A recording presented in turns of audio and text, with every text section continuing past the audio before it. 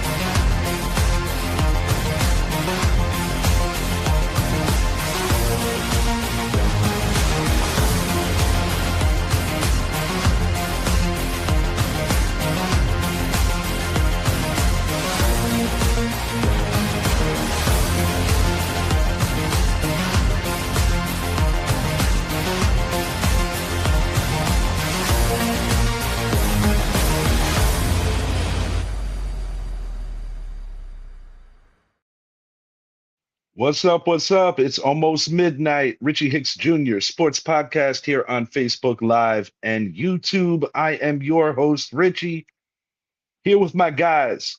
Window one, Mr. Corey Rain out in Hollywood, Florida, Yeah. originally from the Hudson Valley. How you doing, boss?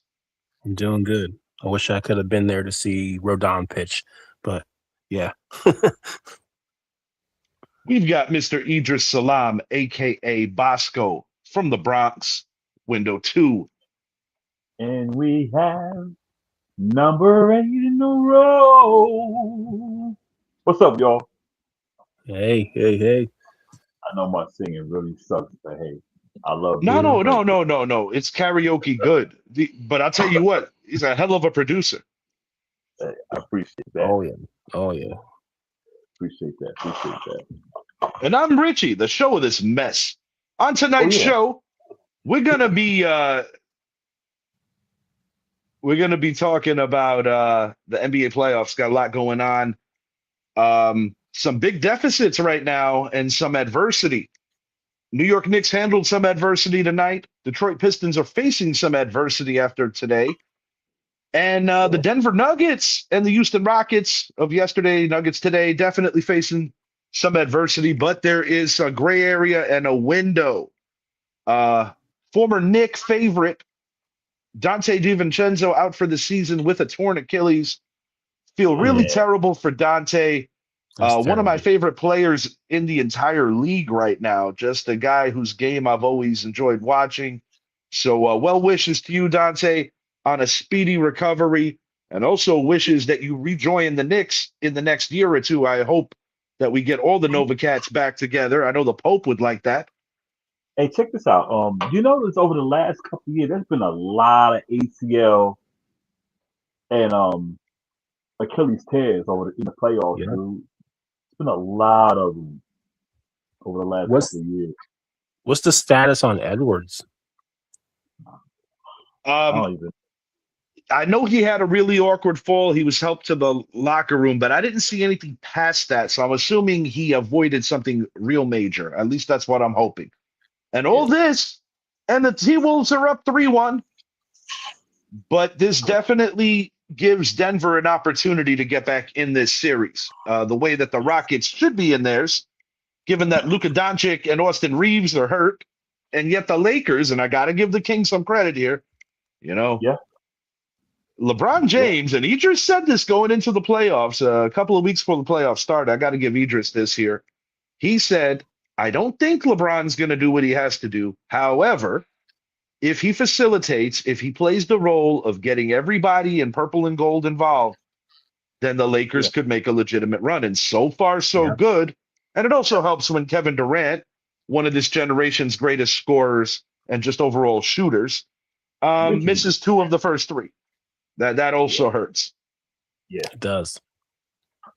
Yeah. But a couple of weeks back, fellas, the Lakers beat Houston in 2 consecutive games in Houston, which is a new thing that the NBA does now. When you're in a city, sometimes you get 2 in a row, where it used to be Yeah, home and homes back in the day. But yeah, when I saw the way the Lakers locked up Kevin Durant with a lot of annoying double teams and trapping him and just really Yep. getting in his head, I said yeah. this could be a precursor for what's going to come. Now, obviously, Durant's been gone, and it just goes to show you how important he is for that Houston Rockets team. And they didn't have him last year. They were a high hmm seed. They got kicked out early, and it looks like they're facing that fate again.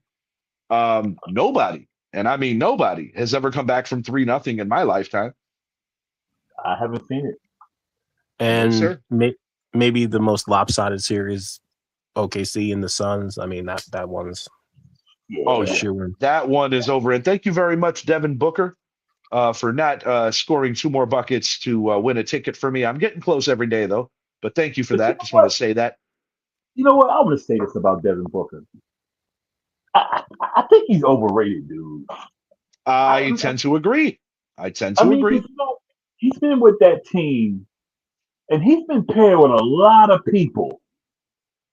And the only year they really did something was when they had Chris Paul. He Yes, Yep. hasn't carried. indeed. Yeah, he hasn't carried that team to nothing. They He's not an squandered a alpha. 2-0 lead. No, he is not, Corey. I agree.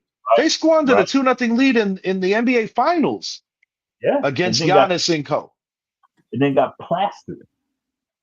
Yes, they Yeah, that's what did. I'm What do you think saying. about the criticism about SGA being a foul baiter? I know it's a ridiculous thing to say, but some He people. is. He is. I think it He is. is ridiculous to a level. I mean, I think Jalen Brunson is too. That's the wave in today's NBA.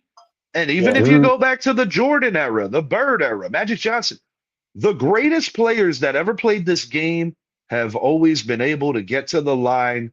And some yep. of it has had to do with some really good acting and some good finessing. I mean, listen, Yeah, but these Mike guys and these days. Kobe, yeah, that's a little different. It's a little different. But listen, I love Jalen Brunson, Yeah, but he's guilty. He's guilty. He's But it's guilty. smart. yeah, Yeah, it's smart. It's just it's a turn off to that's why I don't watch the games. And I watch my Knicks and I watch a few games, but I don't watch the games like I used to. I used to watch the game like it came on TV. I watched 2 or 3 if it's a triple header. Now, if they have a triple header, I might watch a half of one game. That's it because I I get am tired. happy.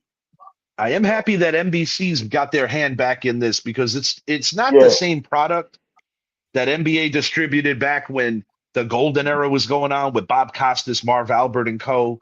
Right. Peter Vesey, Dr. J. Julius Irving. They had quite, even the czar of the telestrator, Mike Fratello. I mean, yeah, they had quite the crew. Hannah Storm, shouts out to her. Yep. But it yeah, is cool that NBA's got their hand back, NBC rather, has got their hand back in it. yeah. Fellas, if you're a But Detroit Pistons fan, are you worried right now? yes, Yes. You got that right. yes. Idris, you first. What are your thoughts here, bro? The 1 seed is 2 games away from elimination, and a very motivated Magic team that barely made the playoffs, lost their first play-in, got in the hard way. Um, what was my ECF prediction, Idris? Way, way back in October. Orlando Magic and New York Knicks. Yeah. The thing about it is we both felt that the Magic would be better this year. Neither one of us had a finishing as low as they did. We figured they'd be in the top 4, Absolutely. somewhere around there. Absolutely. They've been a disappointment. And, with Cade Cunningham being gone and and it's the playoffs. The playoffs. Yes, it's the playoffs. So it's zero Playoffs. zero right now. So whatever you did for those 82 games means nothing now. It's a whole season, whole different season. And I So got to give a shout out to a friend of the show, Mike Zappi, contributor to the show, Mike Zappi. Prior to the playoffs, Zappi didn't have it all the way correct, but he was right about the most important part. He mhm, flat out said the Detroit Pistons are fragile and they're going to get yeah, knocked out by a low seed. His prediction was that it was mhm, going to be Charlotte. And you, Idris, on the night that I yeah, had courtside at the Magic, You were in the building to watch the Knicks and the Hornets, and we both agree that the Hornets are going to be a problem moving forward. Yeah. Hey, But that was Zappy's prediction. They got double K back there. Yes, indeed. That guy can shoot. I saw him firsthand. That guy can shoot. Yeah. It is what it is, man. You know, when the playoffs start, it's a whole different season. It's a whole different season. You know your And opponent. it's been more evident these past Yeah. few years. You know, I remember that 8 seed Heat team that went to the NBA Finals, losing to Denver. It's a little different now. You know, like some people hate the play-in, some people like it. I'm kind of like whatever about it. I don't like it. I don't like it. I don't like it. However, what I do like is that sometimes you get teams that are surging at the end of the year that maybe they had a bad injury, or maybe they just took a whole year to figure it out, and now they're dangerous. And that's the way I'm viewing the Orlando Magic right now. I mean, I'll be honest, guys. I saw them play. I was courtside about a month or so ago, and I saw them play the lowly Sacramento Kings, and they had to fight and claw to break up a 6-game losing streak that they had at the time. Yeah. And oddly enough, it seems like since that night, the Orlando Magic have gradually been getting their shit together. In the game tonight, you know, Orlando, I mean, the end of the score was, 8 points? But the game wasn't that close. Wasn't. Orlando No, some of that garbage time. Yeah, Orlando came out there by halftime. You could pretty much see what was going to happen. It was pretty even in the second half, but you know, Detroit could never close it. They could never just catch Orlando. And it just speaks to what he was saying earlier, how the playoffs are a different animal, because if you watch the league this year, Detroit looked like the best team in the East all year. So just like Cleveland did last year. Yep. And we've seen it happen. We've seen it happen, you know, and home court has not meant as much as it has in previous years. You know, the Knicks managed to ruin that last year. They had home court by virtue of beating the Celtics. This is the second consecutive year that the Knicks are second fiddle in the Atlantic Division to the Celtics. But I will say this, these games have been ultra competitive with the exception of what we're seeing with the Lakers and Rockets. I mean, game 3, the Rockets played hard. They just didn't have enough. And to your point, Corey, at the top of the hour, the Phoenix Suns just mail it in already. It's over. Just mail it in. The Portland Trailblazers are playing hard. I'm going to give them that. They're giving the San Antonio Spurs all they can handle. The Spurs are my pick. No, I made a preseason pick, and then I made a pre-playoff pick. The Spurs are my pick to win the NBA Finals. Same.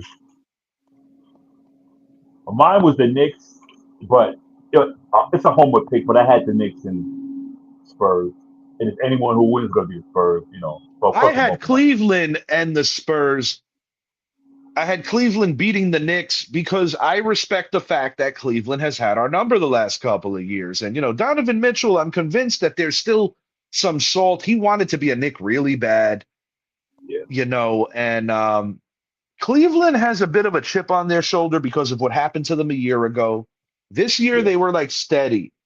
They're the 4 seed, probably better than their record, similar to how I feel about the Atlanta Hawks. I mean, I'm going to hit on that in a minute, but some of these lower seeded teams in the East, I feel are ascending, like that Charlotte Hornets team. I think it was like almost like karmic that the Hornets got whipped by Orlando because of the Bam Adebayo thing. I'm sorry. There's no place for that in any era.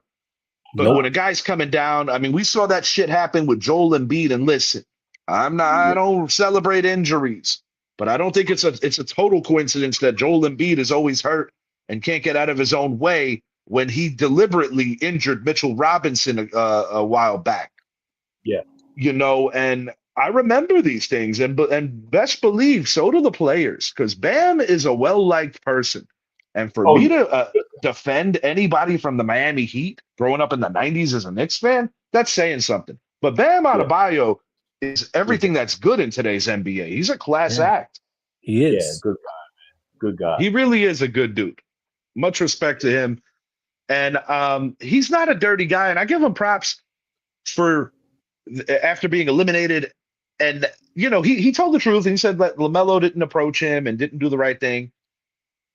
But Bam is going to handle it in a man way. He's not going to bitch and moan in front of the media. Everybody with a pair of eyes knows that shit was way wrong. And LaMelo has had an issue with this. Yeah. And I'm going to call out Draymond Green, too. Fake tough guy. Yeah. I'm so sick. Hold up. I don't mean to interrupt you, Corey. I'm so sick and tired of Draymond Green. I wish he played in the early 2000s. And in the 90s. Are literally living in my head right now, Idris, because this is where I was thinking, too. He's in an era where he know he can get away with it. Because back then, Karl Malone would have checked him. Tree Rollins would have checked him. Kevin Willis would have checked him. I'll tell you who he wouldn't want that smoke with. Rick Mahorn, Charles Barkley, and Charles Oakley. But Rick Mahorn? Mahorn will punch you. Rick Mahorn will punch you in your face. Even some of the smaller guards. Zeke wasn't one to play with. Nope. John Stockton. John Stockton was dirty. Yeah. Dirty. He looked like a camp counselor, but that guy will go for your throat. That dude to pull up in a Dodge Caravan, but he's going to bust your ass. So he came in an era where people are not going to retaliate because they know what would have happened. They don't want to get suspended, whatever. Like that shit that he pulled a few years back on Sabonis's kid. I'm like, come on, Draymond. I want to think that you're better than that. Because the one guy who stood up to him was Artest. When he Ron Artest is another guy that he was never one to play with. Nah, but he had that one confrontation, but he turned around, he was Artest, and he was like, "Oh, I don't want nothing." The only time that Artest legit backed down from a confrontation, and I don't blame him, because there weren't too many people in any era of basketball that wanted that smoke. But Ben Wallace, before Malice at the Palace. Now, Steven Jackson was always ready to throw down. Like his podcast says, all the smoke. Like he was always ready. But truthfully, like this many years removed from Malice at the Palace, I understand why Steven Jackson did what he did. It's unfortunate for Reggie Miller, but my heart's not going to bleed on that level because, this guy should have a ring too. Right. And that's a good segue. How about our New York Knicks, Idris Salam? Hey, look at it. We went out there, we handled business. Right out the gate. There was no doubt in my mind that today was their night. They're pissed off. I want them to be pissed off. They should be pissed off. Yeah. How about Towns with a triple-double, 10 assists? Like that's right. Brunson didn't have to put up 30 points. I don't think he got 20. 19, I think. 19. Yeah. Brunson had 19, but a very balanced game. But what I loved was the uptick in minutes for Jordan Clarkson. We were talking about that, Richie, this morning. Yes, we were. On my way into work, I was talking to Idris about it. It's almost like therapy when we talk about our Knicks to each other. But similar to how me and you have the TED Talks about the Yankees, Corey. But man. Idris and I are pleased. I'll say that. Cat had a complete game. I like those little spurts where Cat has like 4 rebounds, a quick 6 points, maybe a block shot. It comes in spurts. But this man needs to be active and he needs to constantly be challenged because that's when Karl Anthony Towns is his best version. And I'm going to say it right now. My prediction going into this series was Knicks in 6. I'm sticking to it. There ain't nobody afraid of going to Atlanta. That's like another home game, just like when you go to Orlando.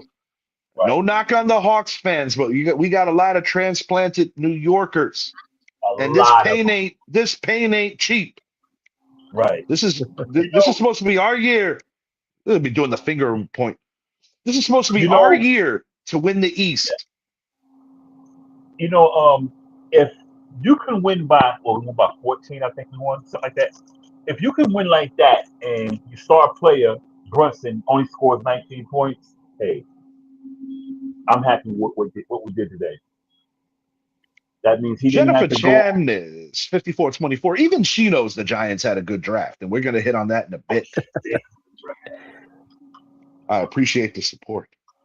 I thought that the Knicks had to stop watching Brunson, and they get into that mode sometimes. Right. Well said, Corey. Well said, because I understand, because in another era of Knicks basketball, what you just said was very indicative of like a Carmelo Anthony era where everybody was kind of waiting for him to do something. Yeah. Or even Patrick Ewing, with the exception of, I would say, the latter 90s when they brought in more talent. They got Houston. They had Starks as a six-man for a little while. LJ. Then Spree came over for Starks. Then Camby came over for Oakley. Yeah. But to your point, being a Knicks fan pretty much since the 92 season, I felt that way. The only era of Ewing's career where they really had another bona fide scorer was Bernard King, but unfortunately they didn't get enough time together. Nah. Yeah. Yeah, the knees of King just. Yeah, Bernard was on the way out as Ewing was on the way in, and Michael Jordan also had that challenge when he was originally on the way in because George Gervin was on the way out. But Yeah. Olden Polynice for Scottie Pippen will still go down in infamy as one of the biggest draft day heists in NBA history, probably second behind Vlade Divac and Kobe Bryant being traded for one another. Yeah. Put the show like, man, that's the worst pick we ever did. That's why I thought it was comical when Scottie was bitching and moaning about his contract that Rod Thorne like literally said, "Don't sign this. We ain't gonna renegotiate." And he actually was laboring to get back to Seattle. Or oddly enough, the team that drafted him. And then ultimately they played in the finals. Think about it like this, though. How would that have changed the course of history? Yeah. True. If Seattle, there's a lot. Yeah. If Seattle was still able to have Kemp and Peyton, or if they implemented the 7-game series, because you used to see a lot of upsets in that 5-game setup. Yeah. That was an exciting thing. Like I remember when Denver beat Seattle, rest in peace, Mount Mutombo. He was playing out of his mind. And a very interesting thing, Gary Payton, about a year or two, I'm going to say about 2-3 years ago, he admitted that he's golfing. The Sonics are up 2-0. They got the best record in the league. They're coasting. Everything's beautiful for them. And he said, I have an ominous feeling that we're going to lose this series. And everybody was looking at him in his golf party like kind of crazy, like, bro, you guys are up 2 games. He's like, I don't like the way things are working right now. I don't like the way LaFonso Ellis has the ability to get off. Mahmoud Abdul-Rauf, formerly Chris Jackson, he was Steph Curry before Steph Curry, and he would be Steph Curry in this generation, the second greatest free throw shooter in the history of the NBA, formerly Chris Jackson, Mahmoud Abdul-Rauf. And you could even go as far as saying he was CK7 before CK7. Yeah. Yeah, man. Yeah, a lot of people don't remember him, but if you don't YouTube him, look him up, let me know what you think. And no knock on Chef Curry, the greatest shooter, pure shooter in NBA history. However, I do believe if Curry played in the 90s, he would not be able to get to the rack the way he does, and he would still be a great force, but he would be predominantly known as a guy who could rain from downtown. And a shooter's a shooter's a shooter. His dad was a shooter. And just to age myself, I saw his dad at my very first New York Knicks game, 1995 season. They defeated the Knicks, I believe, by a point. It was a game-winning 3. Patrick Ewing just a tick late on trying to block that 3. Del Curry for the win. One of the few times I've seen the Knicks lose live because I have a very good record at Knicks games. But My prediction is Knicks in 6, Magic in 6, OKC in 4, Lakers in 4, the Spurs in 6. I think the Spurs are still finding out how to win, but I think it's all going to come together when they need it to. Um, I like the Spurs because they match up good with OKC more than any other reason. I still The think Detroit can come back. Oh, they certainly could, Corey. I'm not doubting that they could. I just don't think they will. And that might be the fan in me talking Fair because enough. the Knicks did not fare well against the Pistons this year. So No. maybe that subconsciously there's a part of me that is hoping that they knock them out. And I also want to be able to go to the Eastern Conference Finals here in Right. Orlando. Brett, holla at your boy if the Knicks and the Magic cross paths. I'll drive down. Hey, Oh, you're damn right. Yeah, that's a guy's trip. That's an Uber trip too. I'm going in. I'm going in. Um, anything else NBA related before we move it along, gentlemen? Quickly on Boston and Philly. Any thoughts on that? I think Tyrese Maxey is a phenomenal talent, but I just don't think Philly has enough to pull it off. And Nope. I think this is the kind of series where Boston's playoff acumen and all the stuff that they've been through over the years and being former champions with some of the guys on this roster, I think it really pays dividends in these early rounds when you get tested because they've been there and they've done that. But I do respect Philly's effort. Philly's not making it easy, and they've played them very well. Yeah, and I think if they were full strength, it would be a much different series.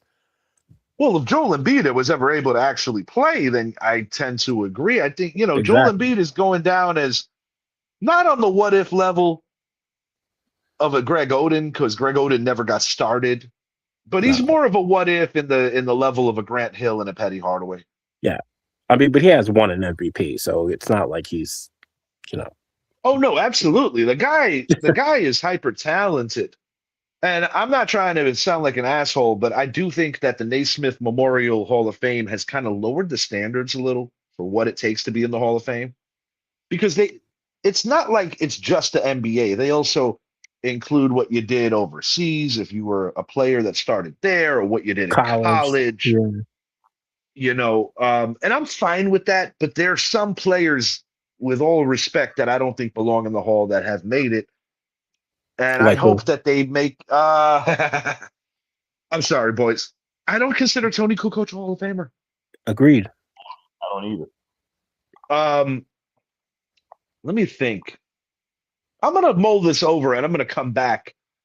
Mr. Big Shot, Chauncey Billups. I know what he did in Detroit was special, but his whole body of work. I'm sorry. I don't think he's a Hall of Famer. I was happy for him. I want to make that clear. I like Chauncey. And now he's a Hall of Famer. Gambling scandal. But yeah. Yeah, exactly. Yes, indeed. Yes, indeed. There's a couple of guys. Dennis Rodman absolutely belongs in the Hall of Fame. I'm glad he got in. I'm going to think this over. And towards the end of the show, I'm going to see if I can put a few others. We're going to move this along to the NFL draft. Our winners and losers. We might differ on our opinions here. I'll tell you what, as a New York Giants fan, Idris, of course, is a big Giants fan as well. We are pleased with what occurred over the course of these 3 days. Arvell Reese, Idris, I'm going to pitch him to you, and then we'll go round robin on him as a player. Were you surprised that the Giants didn't choose Sonny Styles? Were you surprised that they didn't go well, Tate was off the board. It would be curious if they would have had the audacity to grab Tate if he was there. But were you surprised with this pick? I know that more mocks had Sonny Styles going to the G-Men. Ultimately, he's a division rival in Washington. Yeah, I was surprised. I had heard about Reese in talks that he might be the pick. But yeah, it surprised me. But I'm not upset. I'm really not upset. We picked up a good safety. He needs developing, but he has a lot of skill, good footwork, man. Well, that's the So thing, Idris, when you consider that he's going to be playing next to Tremaine Edmonds, a right, guy who's kind of like a tweener between a linebacker and a safety. And then yeah, Arvell Reese brings a very varied skill set where he can play in coverage, he could drop back, you could put him on the edge. And I good think feet, he's going to be a problem on the level where you're not going to see him in the same place all the time during the course of any game. right. That's what I mean. He has good feet, dude. He can move. He can And move. that's why the Giants did not go crazy about getting the safety. Now, I'm not going to sit here and tell you that I didn't want Caleb Downs because I did. But after Right, thinking about it a little further, the Giants are thinking big picture because you have an aging Jermaine Illuminor who's done a pretty good job. And then you have Andrew Thomas, who, when he's healthy, is an all pro. But these last couple of years, he's been dealing with the injury bugs. yeah, breaking down. So you get Francis Mayagoa, I hope I pronounced that name right. I'm going to get used to saying that name.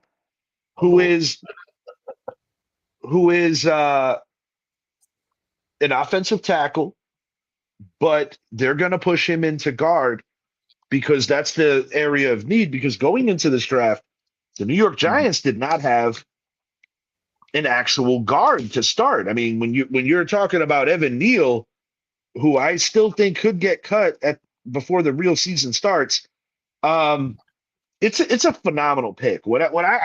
I've seen enough of Miami games to know what this kid brings, Yeah, and he's a road paver. I mean, he literally, when you think about the identity that Coach Harbaugh is trying to bring to East Rutherford, New Jersey with this team, you get one of the more physical fullbacks, traditional fullback in Ricard.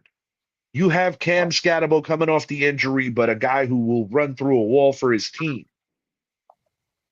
They're building a very physical team, and their first two picks are indicative of that when you consider that they went to each line. yep. Man, it's not football. That's New York football, man. That's always Right, been the card, the gold card for them to be a Super Bowl champion. Two things: high right, efficiency, low risk offense, running the ball down people's throats with a various number of running backs, and having legitimate edge rushers, usually at least three. That has right, always been, and linebackers. Tremaine Edmonds is not the traditional guy that's going to scare you like a Carl Banks or Lawrence Taylor or anything like that. But he can go into coverage. He can help the secondary. I really right. like the Colton Hood pickup because of the fact that his Tennessee Volunteer teammate, Jamard Right. McCoy, who was a little higher ranked coming off all the injuries. And when he was tasked, talking about Hood, with having to be the number one, he proved that Mhm. he could do it. And now We I just think gotta you're looking at Paulson Adebo in time falling into the number two corner because these are not Harbaugh guys, some of the holdovers. Like Javon Holland, we'll see. Does he yeah, fit? I don't know. Time will reveal that. right. They got a lot to prove anyway. Adebo and Holland, Now, well, obviously, Reese is the most exciting pick, Idris. yeah. Oh yeah. Obviously. But Oh yeah. Malachi Fields, bro, this is a Dude, guy to me that at his absolute best could be a modern day Plaxico Burris. dude. That's what me and you talked about, man. A big, tall receiver. I don't care if he wasn't 4'6". He can go up and get the ball. He does not have to be a burner, Idris. Right. Go just He, get me to get the ball. he just needs good hands. That's all he needs. Good hand. He's He's 6'4". a red zone trump card, Corey. Let me ask Right. you, just from what you've witnessed over this, would you consider the Giants winners off of this NFL draft thus far? Well, thus far, it's over, but I'm saying, how do you think they Yeah, did all in all? they did solid as hell. I like Reese a lot. I actually saw him play a lot. So he's got fundamentals that that are very important. Now, Corey, is that your collegiate team? Yes, sir. Yeah, because I know that you have some Ohio roots as well. Yes, I do. So you are an Ohio State Buckeye fan. I am. Uh-oh. Now, I got to ask you this. If you're the New York Giants, do you draft Caleb Downs? Do you think they did it right?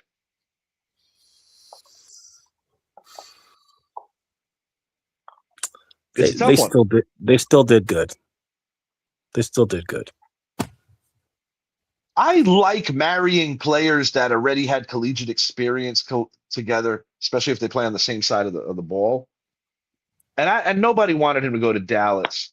However, I wish him well. I enjoyed his college career, and the Cowboys got a really good one. I know Neighbors is pissed off. I think Harbaugh did well with damage control. I think Neighbors did well with damage control. I mean, these are human beings. They have emotions. They have reactions. I'm not like offended that Leak wanted Caleb Downs as a teammate, but Right. now it's time to compete. Yep. But a very good job of bringing in a guy that could take a little pressure off a Leak right off the top. I'm still not convinced that the Giants aren't going to shop Darius Slayton. It could happen. And I do believe if that happens, it opens the door for an Oda Beckham reunion. Now, granted, in a much smaller responsibility in terms of snaps and what he's going to do. But according to all accounts, John Harbaugh was pleased with the workout.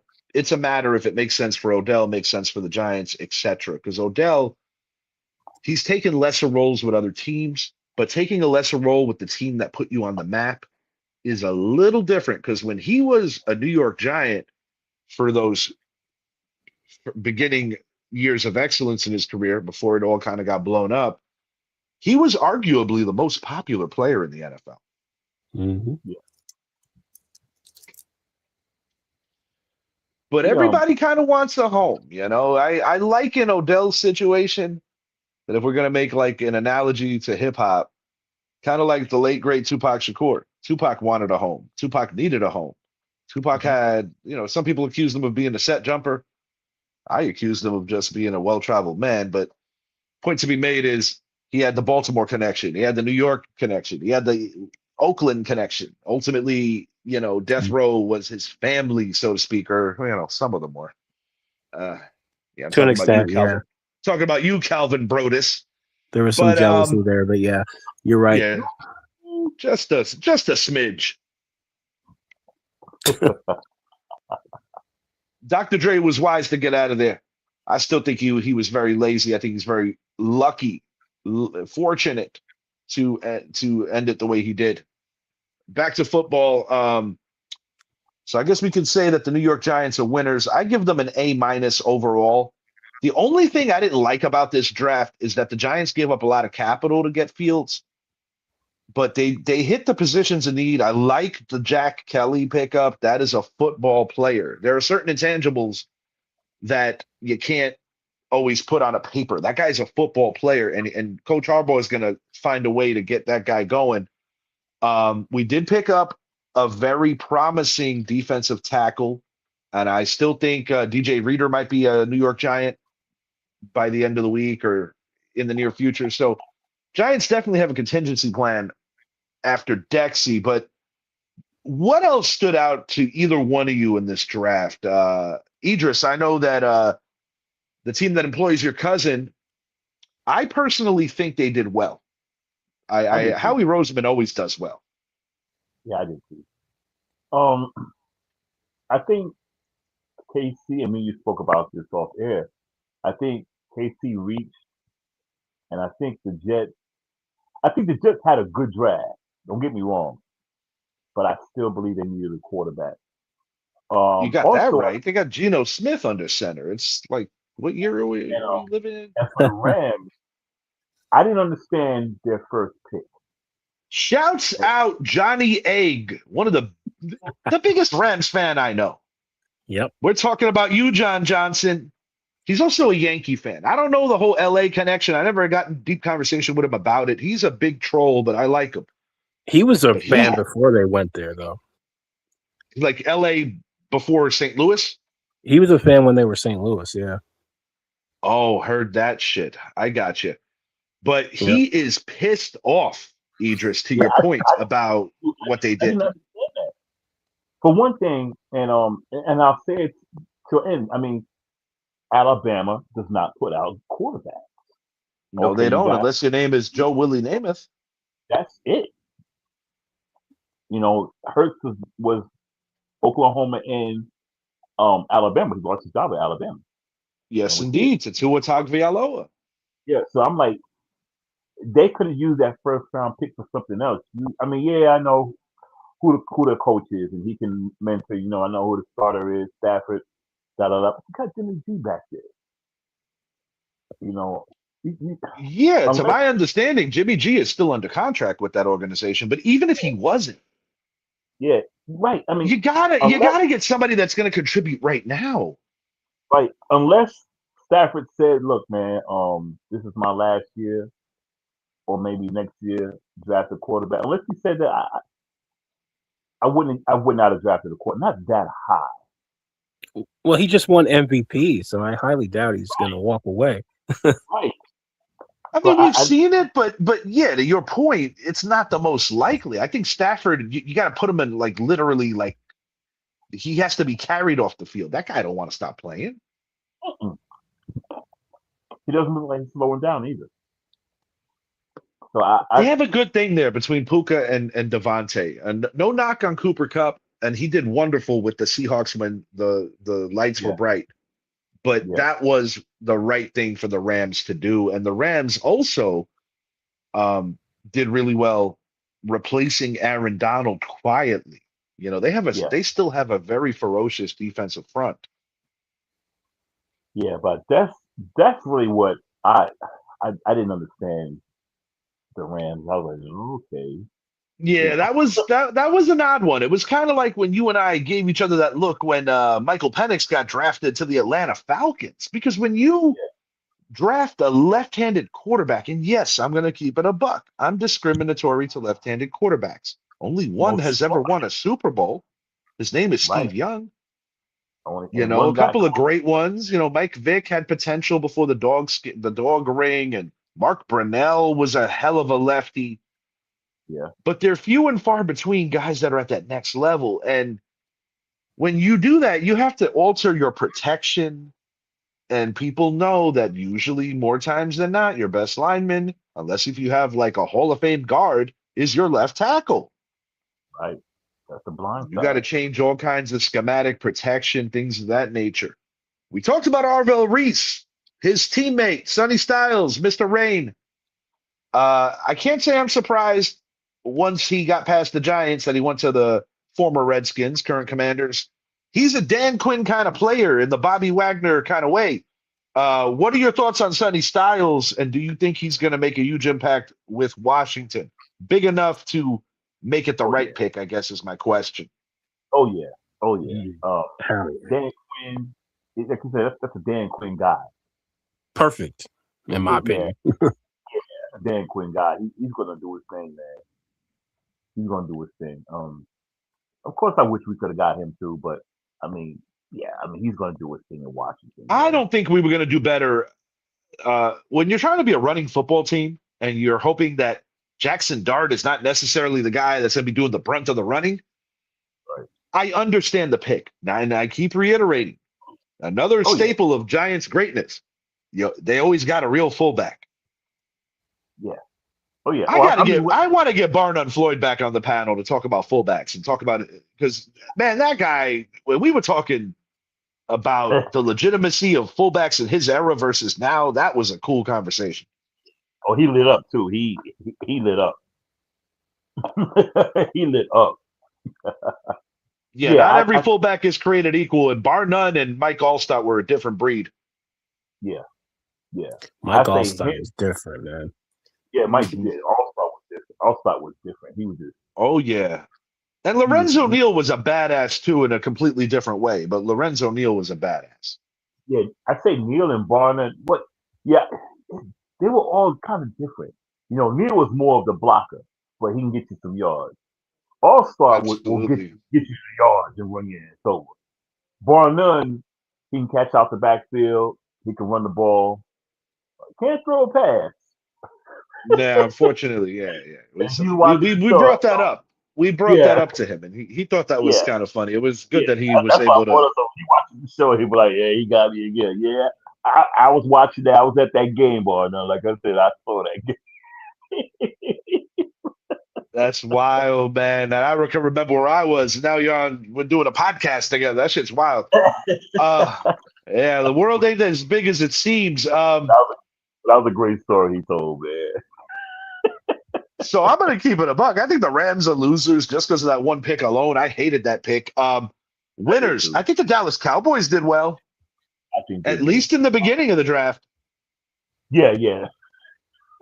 Well, you know how Caleb they do. Downs is a must-have guy for what they have not been able to do on that side of the ball. So that's a big pickup for them. And I will say that getting the edge rusher out of UCF, that kid is a dog. Don't let the conference fool you. That guy's going to be a factor. We talked about him about a week or two ago. Yeah, hmm we talked about Yeah, Mike him. Yeah, Zappi was very pleased when they did that. And I think the big surprise, at least to me, is that George Pickens was ultimately not traded. I know. Dallas about the Cowboys Eagles? got some potential right now. Mhm. Makai What about the Lemon, Eagles picking Lemon? You like that pick? I think it's a prep for moving on from AJ Brown. Yep. That's what I think. Now it's going to be Lemon and Smith. Devontae Smith is still there. AJ Brown, one way or the other, I still believe is going to end up with his former coach, Mike Vrabel. I And do not on too. the level of ending up with him, like I say, a Diana Rossini. But Yeah. You had to do it, didn't yeah, you? You I'm just had sorry. I'm sorry. I don't care. They're grown. Just be a little smarter, guys. Like I don't to. Yeah. condone that kind of behavior to people that have children and families. But the bottom line is like you guys are both semi-famous, at least in the sports world. Do you guys have to be that ignorant out in public? And I've said it to Right. Idris, I said it to Corey. This opens up a double standard thing, and the New England Patriots once again stepping in some shit. You know Always what? in some shit. I'm gonna say this, and I know the people of my persuasion might get a little upset, but I always say I never trust black people with Latino names. And AJ Brown's middle name is Juan. Are you serious? Corey, I'm dead ass, man. I don't trust black dudes with That's the Mexican names. J and AJ Juan? Juan, Arthur What? Juan Brown. What's the Arthur Juan Arthur Brown. going? That's why he goes by Wow, AJ. you learned something. I never knew that. That is Yeah. hilarious. I don't trust people, black people whose names are Latino. It's nothing against Latinos, but That is so damn funny. it's That's my mom's dad's name. look, it's like meeting a Chinese dude whose name is Leroy Jackson or some shit like that. Speaking of Leroy Jackson, we His knew a name- Leroy Jackson, and he actually currently coaches my nephew Aiden. But he ain't Chinese.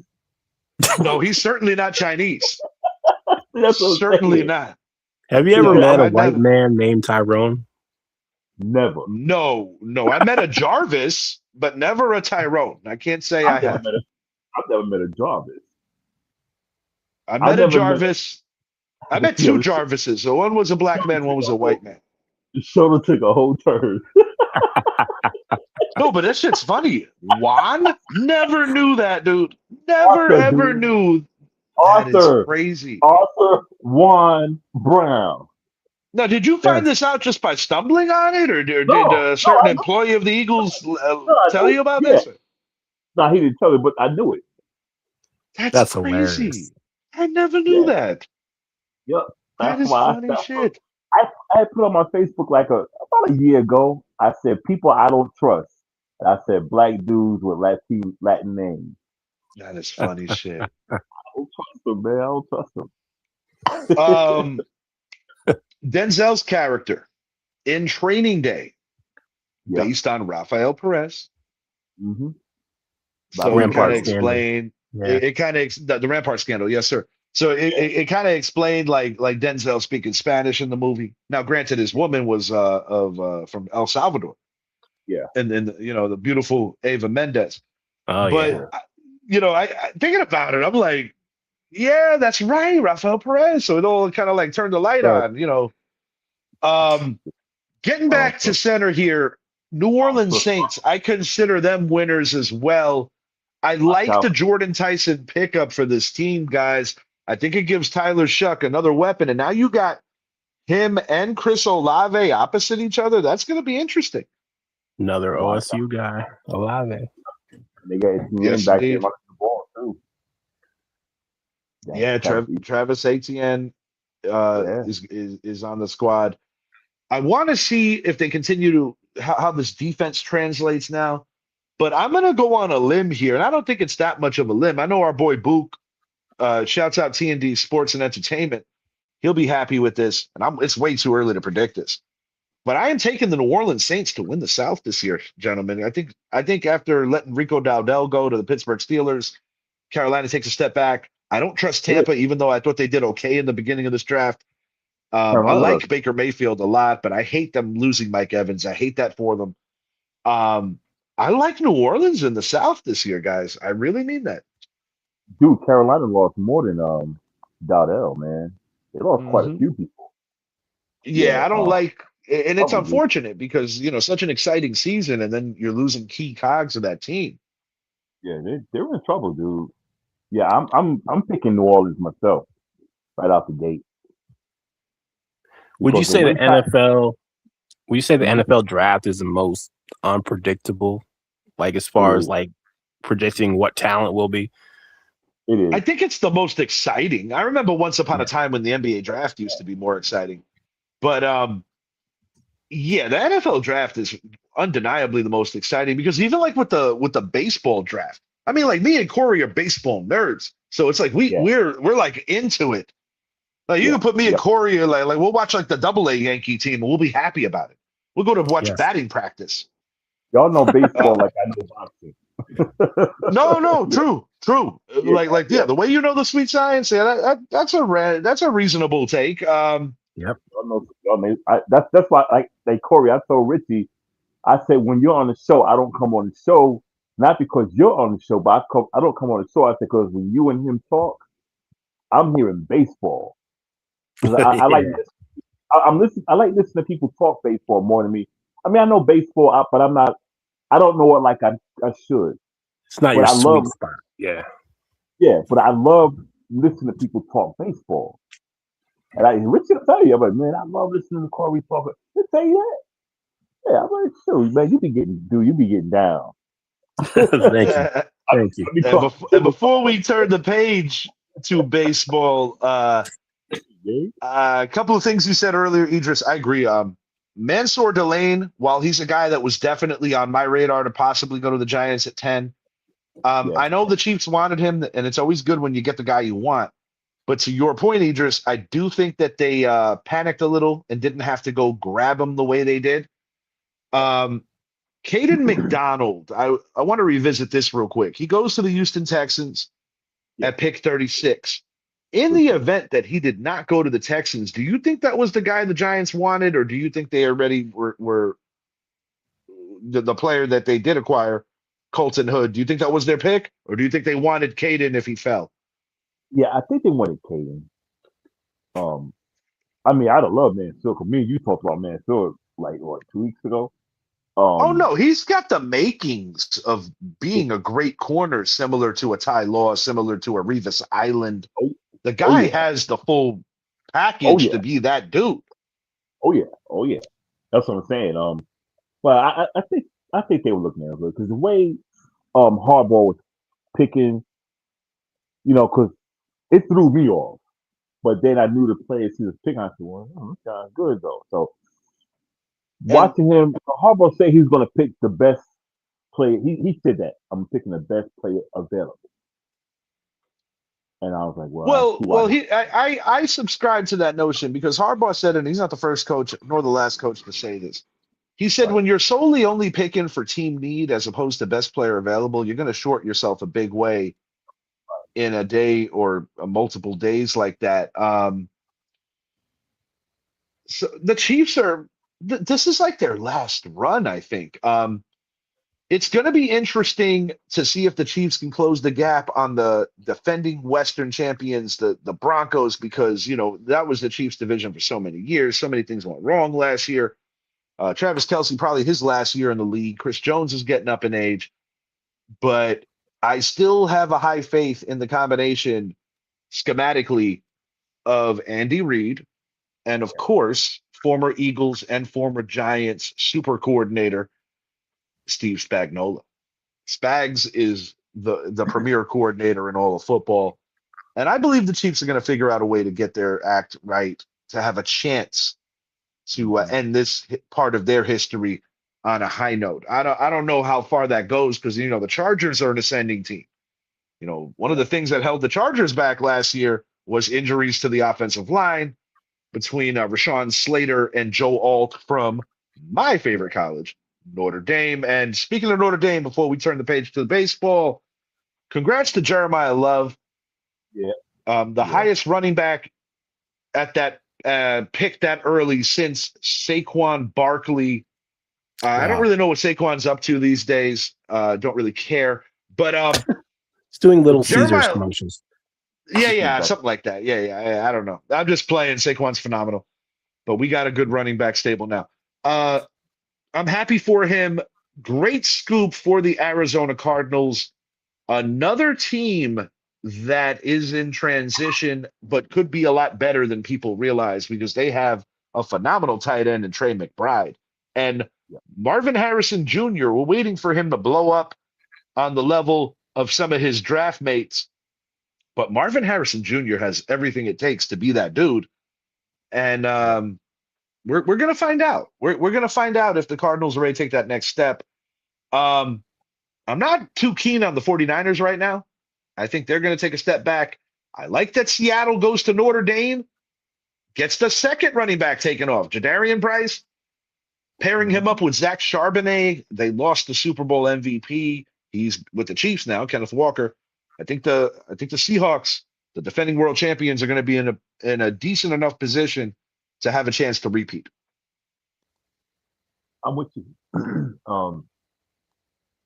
I think with the Raiders, I think they'll be better with Kirk Cousins because they think Cousins is going to start the season. And that's the right way to do it. Yeah, you're paying this man that money too, and you don't want to mess up your young Max quarterback. Crosby gets another run with them after all that craziness with Baltimore. Yeah, and Denver is Denver. I think they'll be better. Another season, I think the Chiefs will compete again. And as for Spags, when I think of defensive coordinators of all time, you have to put him in the top 2 or 3 for what he's done. I feel comfortable saying that. I'm going to hit you with a couple of names in the past. Yeah. Fritz Schirmer, that dude was a hell of a defensive coordinator. Yeah. I always liked Dick LeBeau. Yeah. And even though he's most well known for punching Kevin Gilbride in the mouth, Buddy Ryan was a hell of a coordinator. You know who else? We had him to coordinator, Tom Landry. Yeah, Tom Landry.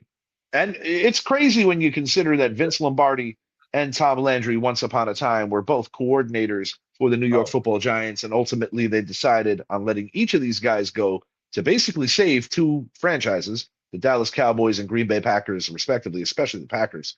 I don't even know if the Packers would be in existence if Lombardi didn't go there.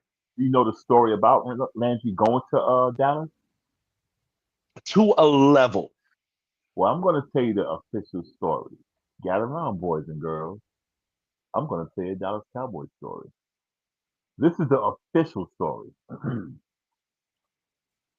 Landry was supposed to go to Houston originally. You probably know that.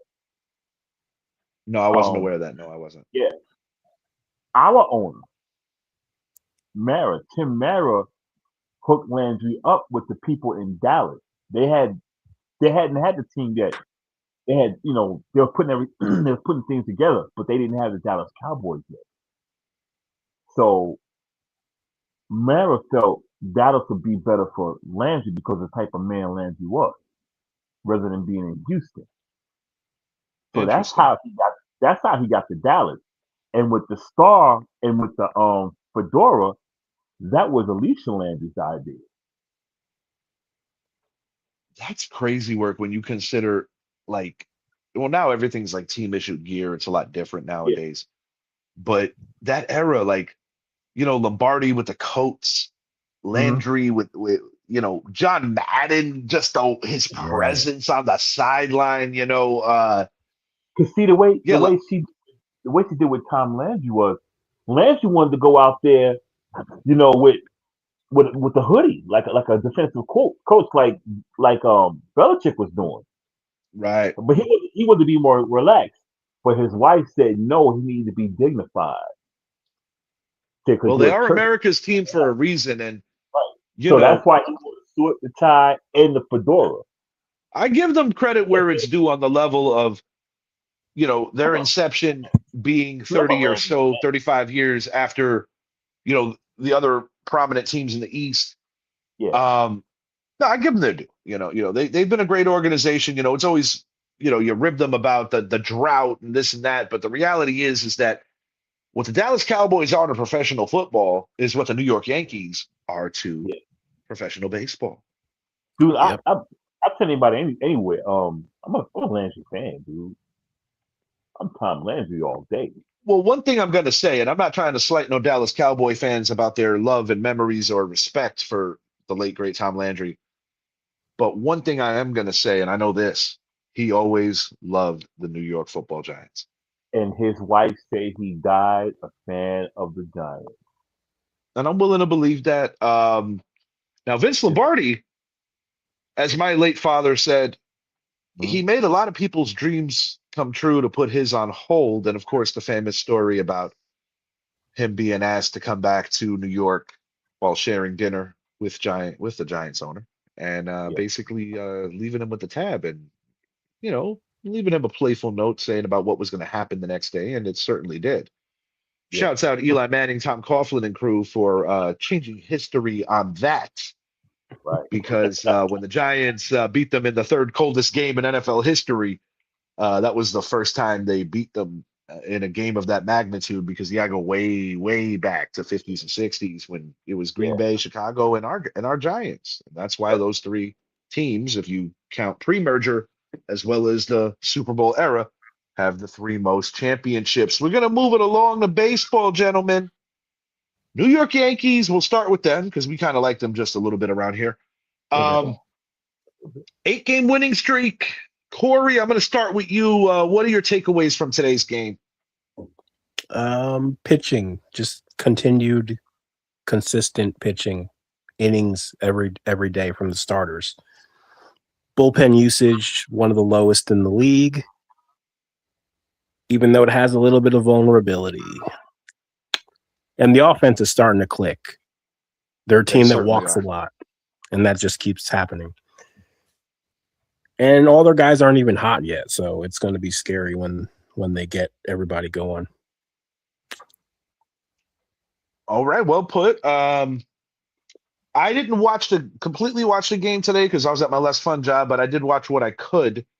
And I did witness quite a bit of walks working the counts. Now, I want to make one thing clear. I'm not taking nothing away from what the Yankees are doing here in Houston, but they're certainly catching the Astros at the right time. Josh Hader is going to be ramping up a program to get back on the mound soon, as he is one of the premier closers when healthy. But this is a Houston team that over the last couple of years, and they've warmed my heart to see them miss the playoffs by just a game last year. Fuck you, AJ Hinch. I know you're not there anymore, but fuck you, AJ Hinch. Um, Shouts out Jordan Patrick's show, always and forever, where we started this shit. Um, Sure. okay. To your point, Corey, the Yankees are taking longer at bats. They're working counts. I think what really has me happy is that you have a guy like Jose Caballero hitting in the Yeah, 280s, and this is your Yep. oh shit, we got to start you. Volpe's hurt, emergency shortstop. He's seizing the moment. Jazz yeah, Chisholm Jr. He's getting after going. a horrendous start. Yes, he did not homer again in a third consecutive game, but he did get a hit that really solidified things towards the end of the game. But Another thing to feel good about, Giancarlo Stanton just got injured, and it puts some pressure off of, oh shit, we got to give Rosario a glove. Now he can DH. right. And also the defense has been rock solid. Yeah. I'm very impressed, and I include Rosario in that. That's been his Waterloo at the major league level, is that everybody that's ever employed him, they're like, yeah, this dude could hit, but we can't play him with consistency because of his issues in the field. And I understand Ryan McMahon has been easy to make fun of because of all his struggles offensively. He's slightly been picking it up. But the other thing is, when you see him come in for defensive relief late, or like when he made that phenomenal play the other night, that's why you went out and got Ryan McMahon, because he will make all the plays at the hot corner. And that is one of the toughest positions to play, not just in baseball, but in any professional sport. Baseball's a hard game, gentlemen. They make it look easy on TV, but it's nope. When Corey was worried about saying this word, I'm not. When the midget had trouble turning the double play 2 nights ago, that warmed my heart. That really, really warmed my heart. And I understand this isn't the same ferocity, just like with Boston. And I'm going to hit on Boston in a second. Got some news coming out of there. Oh, do we ever? Yes, we do. But whenever we can get the better of the Astros after the foul taste in our mouths, that stuff. And yes, they were a great team. I'm not going to take nothing away. Sure. It feels good.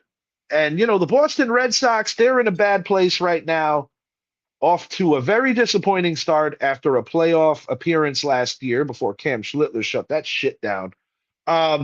Alex Cora, a guy who I genuinely respect as a baseball mind, he and many fired before today's game, and the Red Sox put a whooping up. It looked like the Patriots are playing.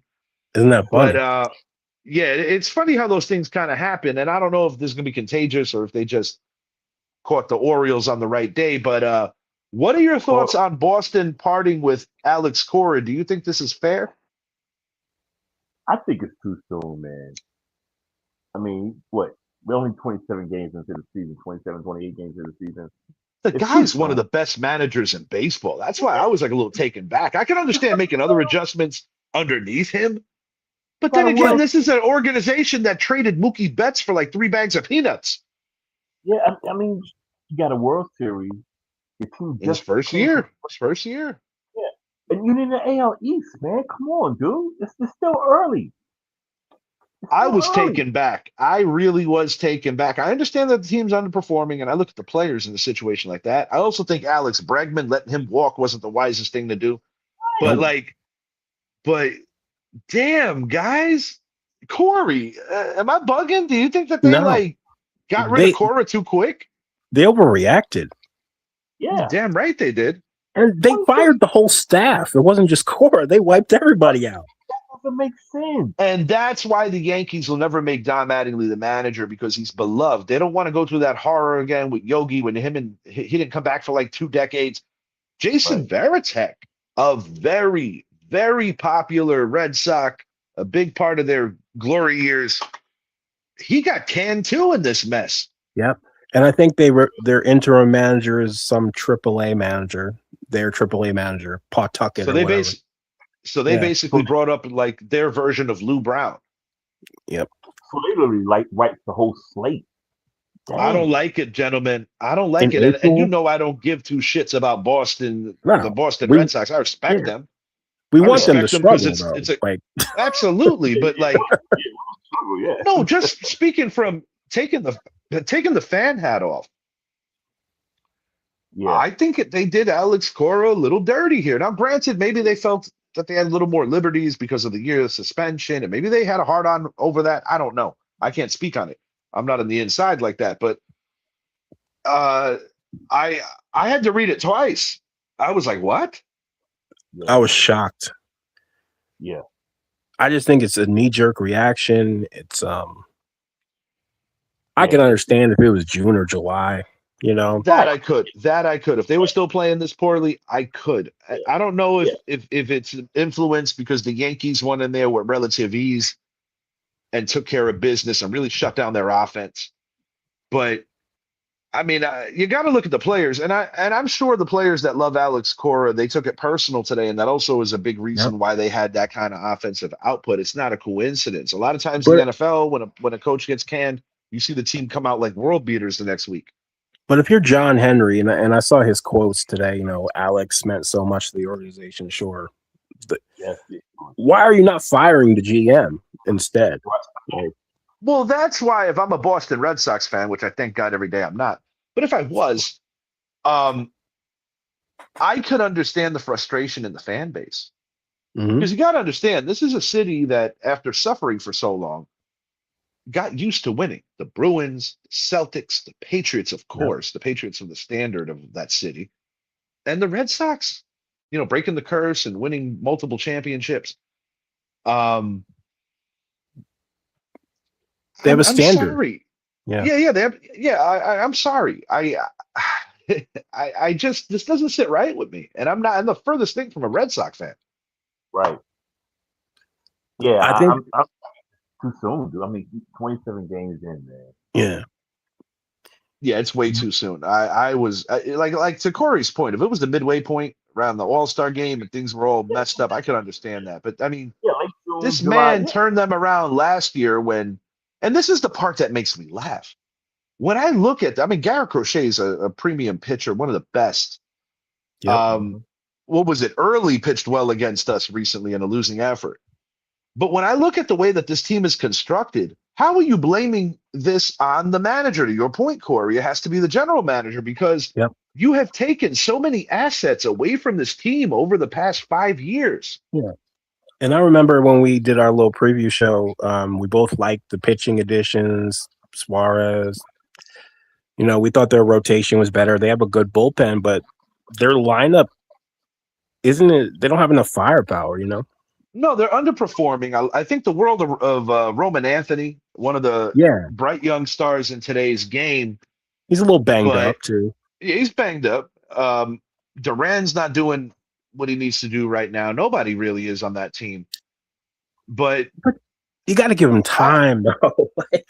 yeah, like, and listen, as much of a critic as I've been over the years of Aaron Boone, if the Yankees fired Aaron Boone, like let's say right after that ratchet slump that we were like really frustrated with right before this 8-game winning streak, Yeah. I would have even spoken out and been like, nah, that ain't the time to do it. Like if you wanted to replace him after the year because you're not getting over the hump, I could understand that. Yep. Like kind of like the way they did Joe Girardi. Joe Girardi took the baby Bombers one game away from the World Series, one victory shy of the World Series. He did. And, you know, I've been very opinionated on the time that Aaron Boone's been afforded when you consider that every manager of any substance in Yankee lore has done more by a certain point. But it's a different time. It's a different game. The boss ain't alive. Neither is Hank. Rest in peace, Hank. It's But different. it's different. And I will say this. I try to be fair when it comes to Aaron Boone. I think Aaron Boone has done a very good job of balancing a ball club that has holes and you got to patch it up in some ways. Like, you know, I was very mouthy about this whole rest minutes thing where rest days thing with Stanton, but truthfully, it's the right thing. The way that he's Yeah. finding a way for Rosario to get in there. I think when Volpe comes back, you're going to have a challenge because do you really want Caballero out of that lineup the way he's playing right now? They got to figure it out, but they got options. And I it's a think, good problem to have when you think about that. You have literally 7 starters. yeah, this is what I think. Unless you have like shoe-in superstars at positions, sometimes you have to kind of like lessen the exposure of some players. That's a So, good point, Corey. That's a good you know, point. Caballero That's is a really probably, good point. yeah, Caballero's not a star. So if you platoon him or you split time with someone else, he could probably be more productive. I think the guy that's suffering the most just because of the way things are going, and it's no knock on him as a player or a person. It has more to do with, I said this to my mother today in a text. Uh, my little guy's favorite player, Ben Rice. I think he has a legitimate chance if he keeps this up to win the American League MVP. It's not It impossible. it's insane what Ben Rice is doing right now. And Aaron Judge, I'm It not is. sweating him because it's typical. It's April. Last April wasn't the typical. He was hot all year last year. Yeah, he didn't really have too many funks, but Ben Rice right now, Yeah. what's the only thing we could poke in his game that he doesn't hit lefties well? That's it. But 4 of his 9 home runs are against lefties. Go figure that one out. That's why baseball will never be fully explainable. But Do you know who's the best hitter, the best go left-handed hitter against lefties in baseball? right Cody now, Bellinger. Cody Bellinger, yeah. Yeah, Cody Bellinger. Yeah, Cody Bellinger. He drew a big walk tonight. He's a dog, man. He's No, a I love dog. that guy, and I'm happy we brought him back. Nothing against Grisham, but they panicked there. As They did. far as Goldie goes, I feel for him because it's going to be very hard for Aaron Boone to get him in the lineup consistently to Yep. have him contribute as a player. Because the other part is, with the invaluable experience that Ben Rice is getting at first, you don't really feel like, oh shit, I got to pull Rice out of the game and put in Goldie. But I No. still trust Goldie in those one-run games Yeah. where you want to make sure that those plays are getting made. But like anything else, it's like riding a bike. If you're not out there, you got to work that rust off. But Rice is getting better at first. That's what I'm getting at. So Goldie, it's getting to a point where you're like, man, well, who's in the minors right now? Because Goldie, no knock on him, and he's a fringe Hall of Famer. He's But just like, old. yeah, he's old, and he accepts the role. And Yeah. the thing I like about Goldie is that he's taken such an ownership of being a mentor and a great locker room Yep. presence for a budding star in Ben Rice. So shouts out to Goldie for that. Humble What guy. else on? Yep. Nah, he's terrific. He's terrific. What else around MLB are you seeing that is catching your attention right now, Corey? I think the Phillies sucking is really like, whoa. That is they look awful. I knew I they were mean- going to have some trouble, but golly, bro. Right. We both said, that this could be like the last gasp of their core, but this, obviously it's April, but this is looking bad. Now, Zappy brought something up to me off air. Do you think there's a possibility, even though the Rangers might not be able to completely afford him? I mean, you can afford anybody if you really want him, but Bryce Harper to the Anaheim Angels or the Texas Rangers, more so the Anaheim Angels, to pair him with Mike Trout, with the Yes. Phillies having all kinds of issues. It's possible, yes. Now, the funny thing is, given where Trout grew up, I think many would have assumed that Trout would be the guy to go to Philly, but Philly's window is pretty much closed at this point, as far as I'm concerned. Yeah, and Trout's like Jose Ramirez. He's just loyal. He doesn't want to leave. And I get it. I mean, now don't get me wrong. If this is a few years back and the Yankees came calling, I think it would have been a bit different. I think Bryce Harper could have been a Yankee if they didn't go all in on Giancarlo after that MVP season with the Marlins.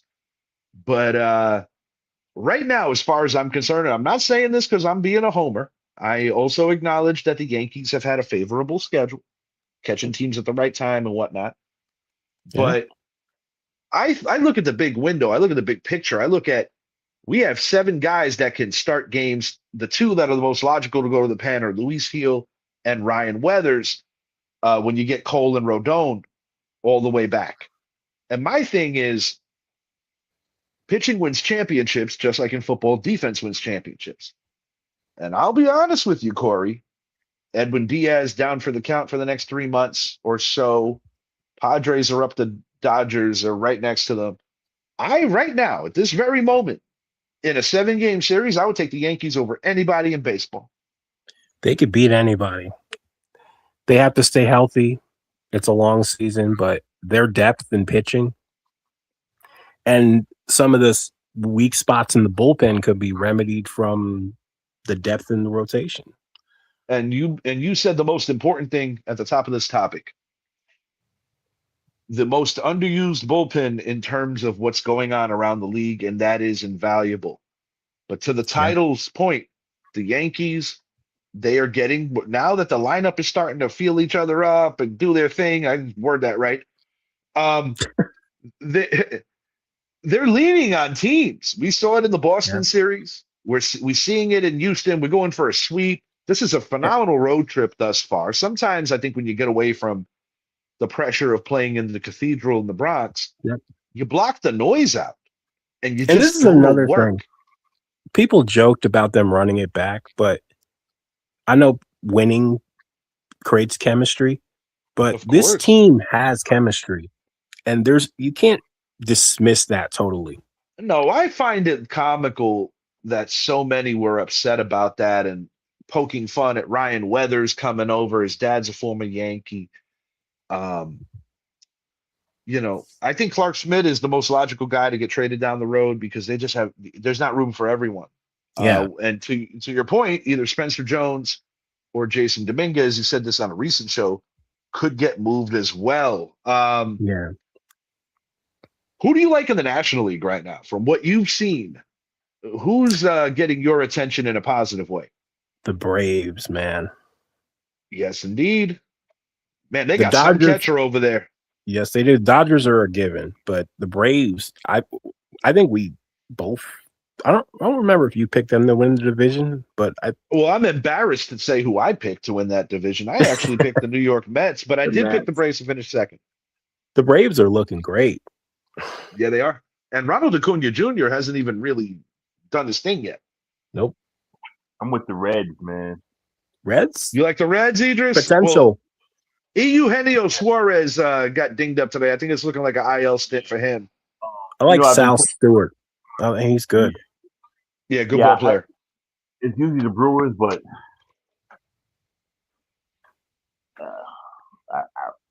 the Brewers. Oh my God, what happened? Pirates are better. Yeah, Pirates are better this year, and I think you agreed with me when I made that comment going into the season, but I felt that the Pirates were going to be more competitive.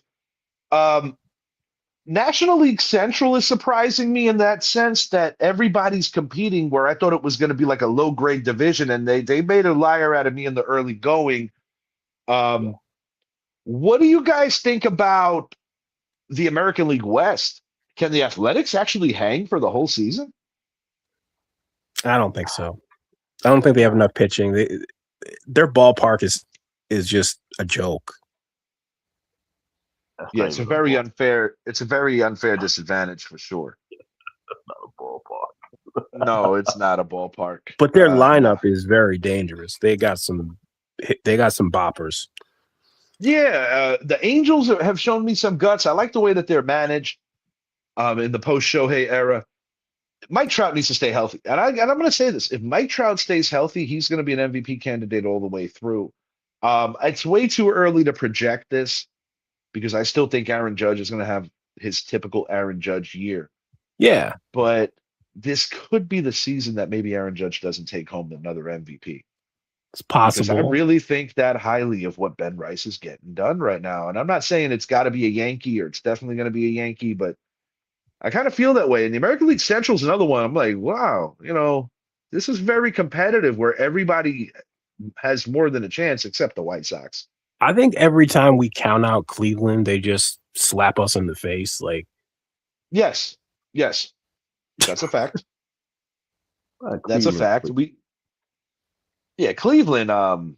If King James doesn't make that 3-1 comeback, they'd still be starving for a championship because if you're waiting for the Browns to deliver one, come on, man. well, Look, the Browns drafted another quarterback this draft. Yeah, they're an interesting bunch. I'm curious to see how this goes with Deshaun Watson with all that money and all this other stuff. It's going to be interesting. They were trying to take some of that money back off of the TikTok dance that he was doing.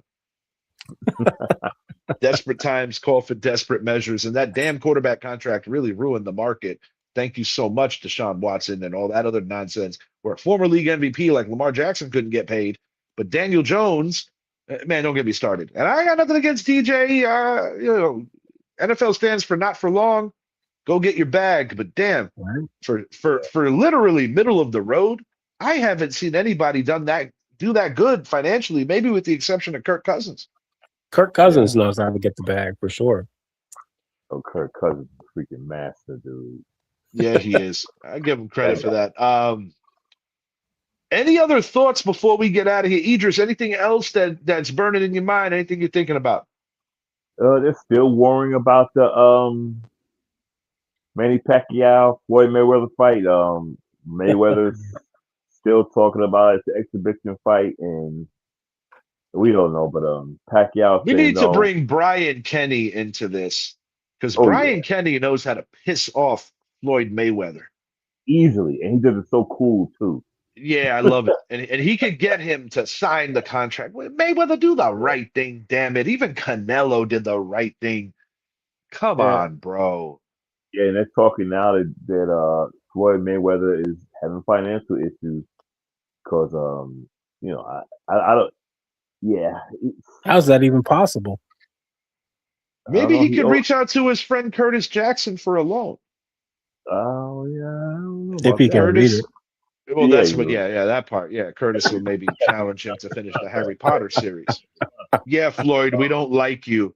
And Well, and he's and listen, Fifth said it. Fifth said it the best. He yeah, said the reason why people hate him so much is because he doesn't care about legacy. He only cares about money. yep. He Yeah. owes the IRS 7 mil. Oh So my. yeah, Should be nothing to him. And when Oscar yeah, De La Hoya, I don't know what De La Hoya was enhanced on, but it doesn't matter. He's retired. But he was like really calling out Floyd about being a bitch about all this. And I give Oscar props for it. Oscar had me laughing. He was like, man, I got my ass kicked by Pacquiao, but I stayed in there. I was like, all right, yeah. Oscar, I hear you. I hear you, Oscar. Was he wearing a dress at the time? Remember that? No, but his face wasn't moving though, so I don't know. Yeah, yeah, De La Hoya. Hey, Yeah. hey. Idris, I want to ask you this. So WNBA, some of their premier players get in the bag. What do you think about that?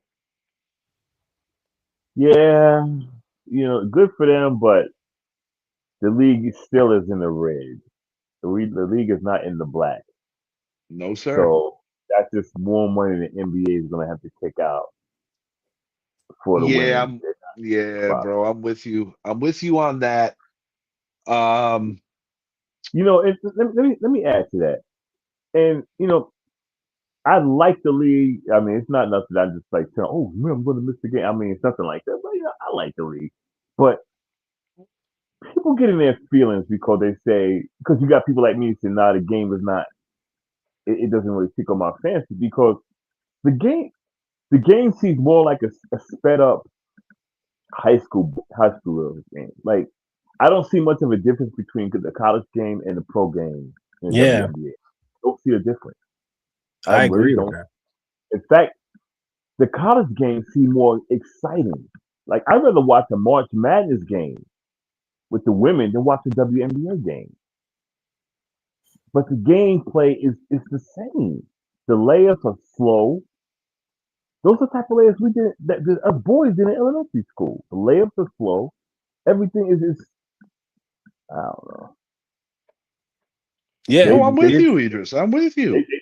they should be thanking the men, the NBA, because that league should have folded up 20 years ago.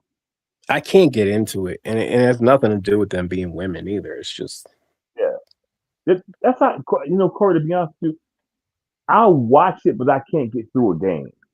yeah, Yeah, like I watch Yeah, it like is what it is. Like yeah, like a Caitlin five. Clark, I give her props because she's Yeah, I love Caitlin she's Clark. taken I'll it. box office. I watch her. And I do think the Angel Reese trade is going to bring more interest. Putting her with Brittany Griner, that'll be interesting as well. We haven't done this in a minute, so I'm going to do it tonight, and then we're going to be done for tonight. Hmm. Start bench cut, my favorite. We haven't done this in a minute. Biggest what the F? Magic up 2-1.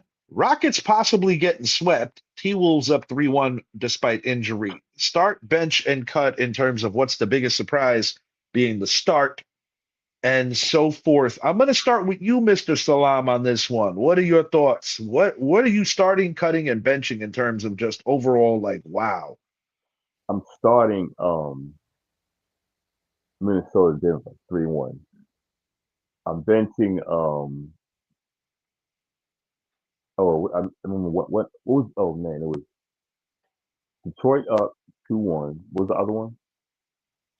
Rockets Rockets. possibly getting swept, and T-Wolves up 3-1 despite injury. Yeah, I'm benching.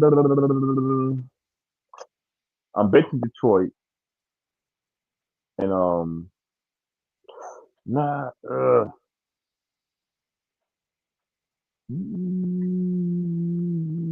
Yeah, I'm benching Detroit, and I'm cutting the Lakers, and Benching Rockets. Detroit, cutting the Lakers. So the Then, Rockets, so rather the yeah, T-Wolves would be your start. yeah. Reason being because with the injuries the T-Wolves have, Hmm. and they're up 3-1. I'm benching Detroit because I kind of figured it would be this way because no Cade Cunningham, and then Orlando was good. You know, they just didn't look like they should look, but Orlando's good. Yeah, Cade's definitely not like, Yeah, yeah. what prior to, yeah. I mean, no, my bad. That's supposed to be the last one. I was benching the Lakers. I mean, my bad, my bad. I'm about to My disqualify you just for confusing me. bad, my bad. Let me turn the TV off. Why don't I just do that? Okay, there we go. Let me You get know what focused. happened when we were doing our baseball segment? Idris was like, "Man, what's in the fridge?" Yeah. No, I was digging it though. No, I was digging. That's why I wasn't I saying think it. I think he was locked in, honestly. No, I know. I'm just giving him shit. Yeah, y'all are rolling. But with the Lakers, I'm putting the Lakers benching it. Um, I'm giving LeBron his props. You got to at this point. You got Props. to. I'm giving his props. I mean, Luca's out, Reeves out, and these guys are winning, dude. So I'm benching that. Um, I'm cutting Houston in what's name because it's obvious. No KD, and when he wasn't, they kind of locked him up. And Yeah. yeah, So your starter, just so so your starter is the T-Wolves despite yeah, injury. yeah, You're cutting the Rockets because of the KD conundrum, yeah. and the Magic Wait a would be minute. your bench. Magic being up No, 2-1. no, no. No, the Lakers are bench. Lakers, Rockets bench. So you're cutting the Magic. Magic. Yeah, yeah. All right, Mr. Rainey, it's your time. Well, how do you All see this? right. Start bench cut. I'm starting the Rockets possibly getting swept because I just did not foresee this at all. Okay. And I'm going to bench the T-Wolves, and I'm going to cut the Magic being up 2-1. All right. All right. I disagree with both of you, but that's what makes this segment fun. I'm starting the Magic because they're not even the real 8 seed. They're like the play-in loser, barely made it by the skin of your ass. I'm cutting the Rockets possibly getting swept, not because it's not pretty interesting what LeBron's doing, but man, Yeah. can you set the table any better when KD misses 2 of the 3 games?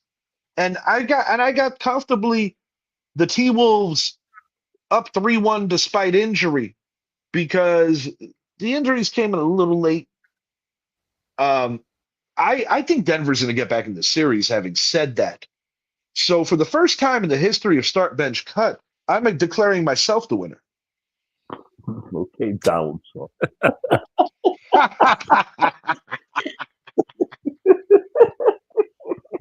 But if I had to choose a winner out of both of you, even though I disagreed with both of you, I would give the edge to Corey I because know that, Idris got disqualified by confusing me. dude. I was confusing myself because I was sitting here watching TV. I told you, Corey. I Can't told turn you this thing off. our baseball segment got him like, he's probably, But, got the munchies but see, now. He's probably like, no, yeah. see, I was listening to y'all, but I was watching something at the same time. No, it's all good, bro. I'm just giving you Hey. shit, bro. It's been a minute since we've done start bench cut, and I have to sharpen up a little too because that was like a staple going back to the Jordan Patrick show. Well, that's what But came on the with show. all our conflicting schedules, it's been hard to get three of us on at the same time.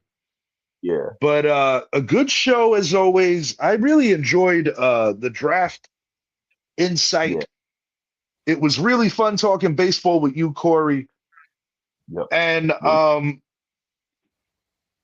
the Knicks, I can look past those two ridiculous losses, particularly game 2, if they just handle it now. Because when you look around the NBA, we've been seeing this happen to almost everybody, with the exception of OKC and the Lakers. I still don't think the Lakers are going anywhere after this series, but we'll see. Nah. Now, oddly enough, Luka and Co could possibly get healthy, but I still think it's OKC and San Antonio on a collision. But the Agreed. East is confusing. The East is a little confusing, but my preseason pick was the Magic and Knicks in the ECF. I'm going to stick with my more recent pick going into the playoffs, like the day the playoffs started. Cleveland and the Knicks in the Eastern Conference Finals. I did pick the Cavaliers, but there was a little motivation to kind of put the kibosh on them. But I do respect the fact that they've had a good record against the Knicks. So we shall see how it plays out. For Idris and for Corey, I am Richie. Thank you for tuning in, hanging out, and staying up with us late. If you haven't already, please make it a point, like and subscribe to the channel, Richie X Jr. Sports Podcast on YouTube. Check out Idris's albums. Man's been busy. Idris, Yes. tell him about what you got going on. Oh man. Just go to bigboscoproductions.bandcamp.com. Got 3 albums out there, 1 jazz, 2 hip hop, 1 is about skills, and the other one is real dirty. It's called the dirtiest rap album ever made. So Yeah, it sells definitely put your ears on that. Yeah. I have not jumped into your latest project. I intend on doing that I got to over the course of Sunday and Monday. Yeah, Same. man. And remember, my truck still has a 6 CD changer. So let's bring those bad boys back. I forgot Really? about that. Yeah, so next time you're in Florida, which I believe could possibly be within the next 4 weeks or so, most definitely. Yup. Heard. But also check out our friends at the Sports Corner, Joe Gal, Johnny Nast, and check out our friends at the Casual Convo Show. Now, Idris, if my memory serves me right, didn't Casual Convo go twice this past week? Yeah, it's every Monday and Wednesday now. So it is every Monday and Wednesday. They dragged me into it to come in Wednesday. I was just going in there to do some talking and said, "Hey, you want to stay a little bit longer?" I got a funny story to tell before we call it a night. So on the eve of draft night, the entire crew from Casual Convo was on a FaceTime call. Now I'm in bed. Oh, I just turned on the Hogan documentary. That Now, works for me, brother. No, I think you guys could appreciate the humor in this. Or at least I hope you could. Dude, they called me out the blue too. No, I'm going to tell you why this is funny. So Jen just got out of the shower.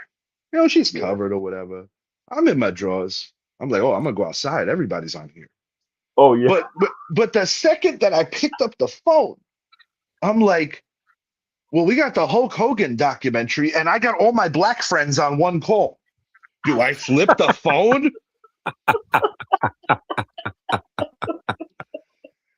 I mean, it's stupid. And That's fucking funny, dude. Damn right it's fucking funny. Does that work for you, brother? We're thinking he's getting head. No, it was funny. Like, Richie, what you doing? And we just see his back. And we're like, he getting some head.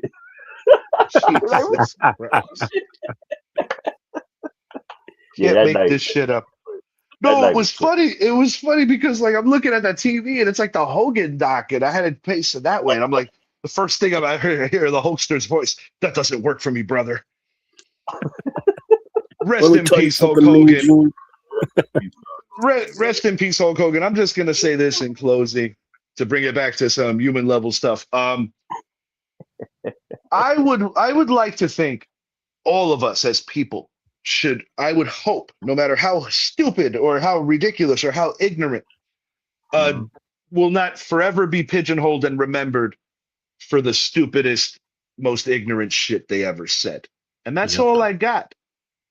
Because I'll tell you what, sometimes I say to myself, I'm like, man, I'm glad that we were running around like in our teen years, like the cell phones weren't, or like all the social medias weren't out like now. Like, Oh golly, yeah.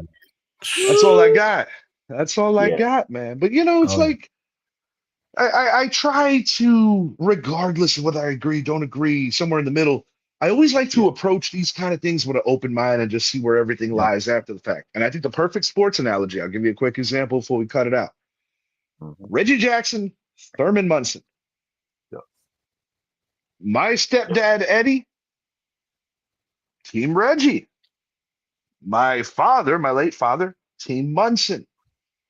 But I can honestly say that I learned so much about both these players because of those two men. And I ultimately formulated my own opinion. And at the end of the day, I'm still in the middle because both sides had valid points. Yep. Right. And if you love sports drama, check out The Bronx is Burning, especially Oh if man. you are a New York Yankees fan. That was a Yeah. beautiful era. Yeah. Oh man. Oh man. I Well, unless if you remember. were dealing with the Son of Sam, then maybe not so beautiful. But it kind of intertwined into that. Yeah. Crazy times for sure. I was a That's kid where it when For took a turn. Yeah. Yeah, it's just a bit outside. But for Corey and for Idris, I am Richie. Thank you for hanging with us. Announcements to come for our next show. Have a great night, everyone. Appreciate y'all. See you guys. Yeah.